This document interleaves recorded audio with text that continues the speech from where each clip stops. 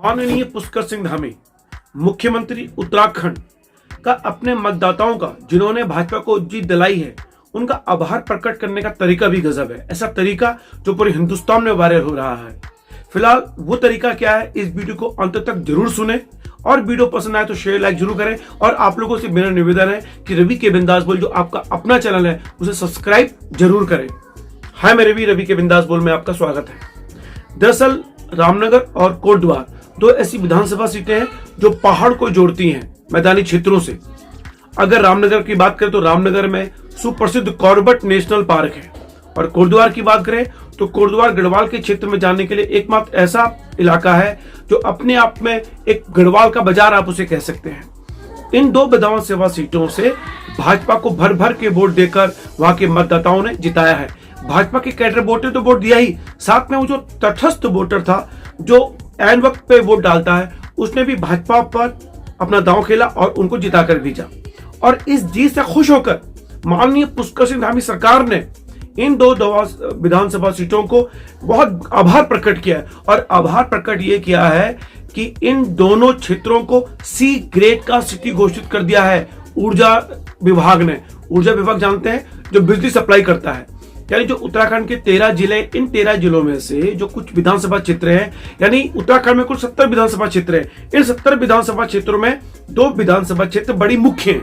एक रामनगर, क्योंकि वो गढ़वाल कुमाऊं का केंद्र कहा जाता है, सबसे ज्यादा अछूत माने जाने वाला राजनीतिक पार्टियों द्वारा, और कोटद्वार जो गढ़वाल का मुख्य द्वार है। इन दो क्षेत्रों से सबसे ज्यादा बिजली कटौती की जा रही है, यानी कि पुष्कर सिंह धामी सरकार ने इन दो क्षेत्रों के मतदाताओं का आभार प्रकट किया है।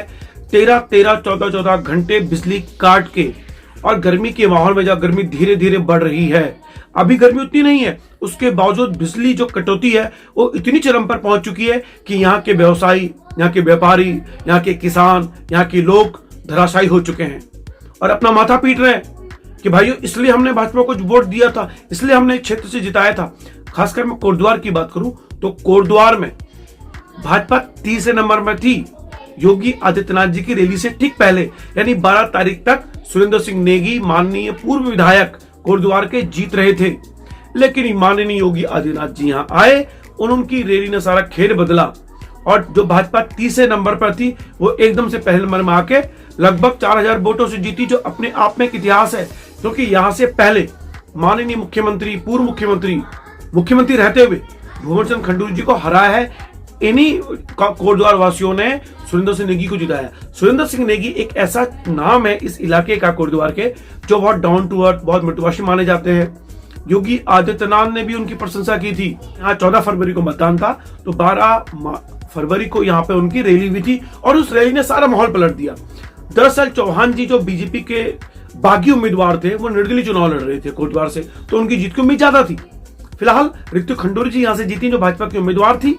और इन दोनों इलाके बताया मैंने आपको, रामनगर और कोटद्वार, इन दोनों इलाकों में भाजपा की जीत के चांस कम थे, लेकिन यहाँ के लोगों ने भाजपा को जिताया। और इस जीत का आभार प्रकट करने के लिए पुष्कर सिंह धामी सरकार ने इन दोनों को सी ग्रेड का सिटी घोषित कर दिया, यानी कि पूरे प्रदेश में मुख्य शहरों को जो बिजली कटौती हो सकती है उस बिजली कटौती की भरपाई इन दो शहरों से की जाएगी।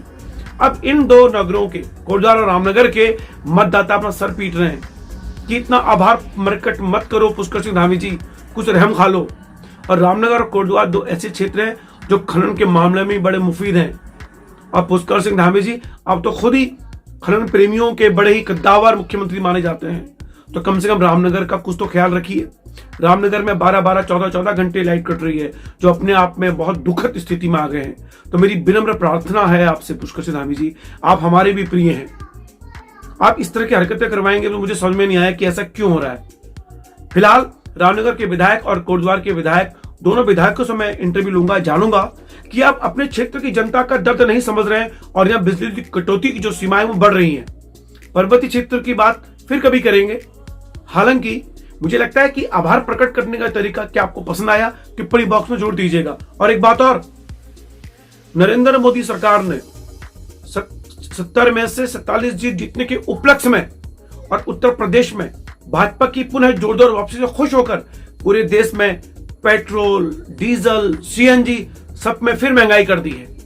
यानी कि इन भाजपा सरकारों का अपने मतदाताओं के प्रति ये आभार प्रकट करने का जो तरीका है अपरंपार है, अतुलनीय, अनुकरणीय उदाहरण बन चुका है। तो अगर आपको ऐसे उदाहरण और देखने हैं तो भाजपा सरकार को जितवाइए और इनसे कहिए कि जितनी महंगाई थोप सकते हैं थोपिए, जितना बेरोजगारी के जो रेट दर है उसे कम करना है करते रहिए, हम तो आपको वोट देंगे क्योंकि आपने हमें अपना गुलाम समझ लिया है ना।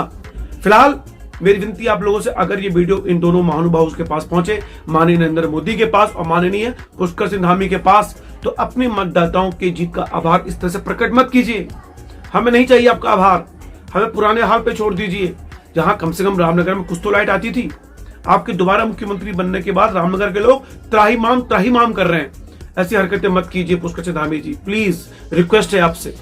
तो रामनगर और कोटद्वार के जनता को सड़कों पे आने की कोशिश करनी चाहिए, नहीं तो ये जो जितने भी हमारे मंत्री हैं, मुख्यमंत्री हैं, प्रधानमंत्री हैं, ये सब हवाबाजी में लटके रहेंगे। मतदाताओं को अपनी सरकार से सवाल करना पड़ेगा, मूलभूत जनहित मुद्दों पे सड़क पर आना पड़ेगा। लेकिन हाँ, विपक्ष का मोहरा नहीं बनना है। इस विपक्ष का मोहरा इसलिए नहीं बनना है क्योंकि ये विपक्ष किसके साथ होता है? सीएए कानून के विरोध में खड़ा होता है, कश्मीरी पत्थरबाजों के साथ खड़ा होता है, याकूब जैसे आतंकों की फांसी रुकवाने के साथ खड़ा होता है। इनके साथ नहीं खड़ा होना भाई हमको। हमें ऐसे विपक्ष को दूरी बनाए रखनी है। हमें अपनी लड़ाई, जो हम आम जनता है, हमें सरकार का विरोध करना है, उनकी गलत नीतियों की आलोचना करनी है, अंध विरोध नहीं करना है। अंध विरोध के लिए विपक्ष है, जिसके कारण ये सरकारें, जो भाजपा सरकार आज बैठी हुई है, ये अपनी दादागिरी कर रही है। क्यों? क्योंकि विपक्ष ऐसे ऐसे अंधे विरोध कर रहा है जो हम जैसे सरकार की आलोचना करने वालों को पसती नहीं है। तो हम ऐसे लोगों के पीछे नहीं खड़ा होना चाहते भाई। हमारा अपना एक अलग गुट है, हम सरकार की गलत नीतियों का आलोचना करेंगे लेकिन अंधे विरोध नहीं करेंगे।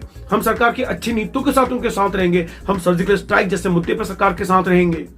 हम सरकार की उन नीतियों के साथ रहेंगे जो देश हित में है, राज्य हित में है। लेकिन उन नीतियों की आलोचना जरूर करेंगे जो आम जनता के जनहित के मुद्दों के खिलाफ है।